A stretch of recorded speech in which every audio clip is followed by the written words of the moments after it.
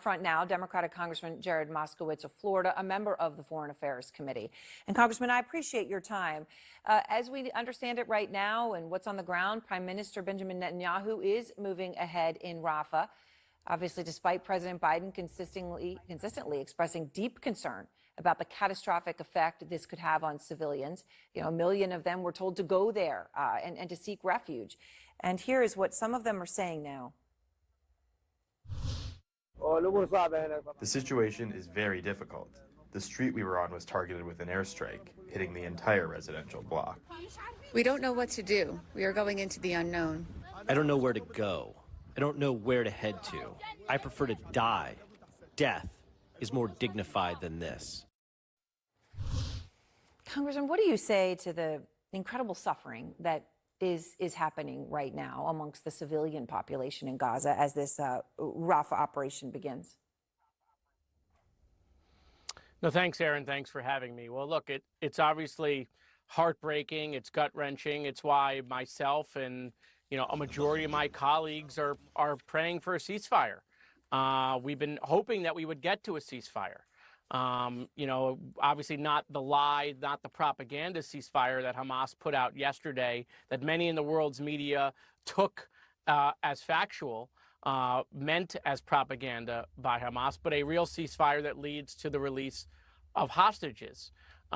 We've obviously, unfortunately, reached the point where those ceasefire negotiations have failed, mainly because it's not clear how many hostages, unfortunately, may still be alive. Hamas now changing their position to releasing bodies. And so, look, I've listened to the president. I agree with the president on this. We want to make sure, obviously, that anything that happens in Rafah is limited, that we're making sure that humanitarian aid is getting in through those corridors, that we're limiting civilian life as much as possible. But Hamas can end this right now, today, right this second as we're talking, by agreeing to the ceasefire proposals that's been on the table for the release of hostages. Or what they need to do is come out and admit how many people are still alive so that we know what we're dealing with. Congressman, why would they agree to a ceasefire at this point, though, when all a ceasefire is a pause before Netanyahu goes in and continues to kill people? I mean, it's almost as if, they're asking for a permanent end to this. And that seems to be off the table for Israel. Should it be off the table? Well, by the way, Erin, I agree with you. Why would Hamas agree to a ceasefire? There's almost no pressure on Hamas. The pressure is only on Israel. I mean, there's just absolutely no pressure on Hamas. Every day, Hamas looks at social media, they look at the television, and they don't see anyone condemning Hamas anymore or putting pressure on Hamas or saying, Hamas, please agree to a ceasefire. No, they only see people saying that to Israel. So that's unfortunately why Israel is now re-upping the military pressure. But the civilians that are being killed right now are being killed because of the Israeli onslaught.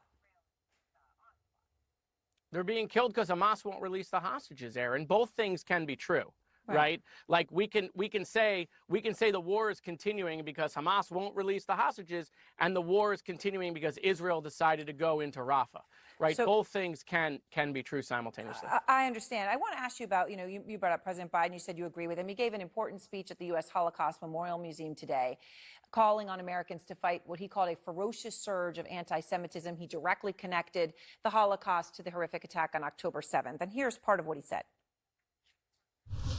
To the Jewish community, I want you to know, I see your fear, your hurt, and your pain. Let me reassure you, as your president, you're not alone. You belong. You always have and you always will. You were there, Congressman, for the president's speech. I know you've been one of the most outspoken members of Congress on the rise of anti-Semitism in the United States and around the world. So did you feel that today's message, what the president said, met the moment? Well, the president was powerful. He was strong. He was unequivocal. And it was moving. And listen, President Biden has been fighting anti-Semitism his entire career in the Senate as vice president and as president before October 7th. He started the anti-Semitism task force under his administration. He had the ambassador to combat anti-Semitism. These are things he did before October 7th. But obviously the president's words are needed. They are warranted because, You know, the Jewish community is turning on the television every day and they're seeing the anti-Semitism all over their screens on college campuses. And if you listened to the stories of Holocaust survivors today, the stories they told are similar to the things we're seeing today. You know, the Holocaust didn't start with the gas chambers. It started with words. And so we really appreciate the president always providing moral clarity, as he always does. Congressman Moskowitz, I very much appreciate your time. Thank you.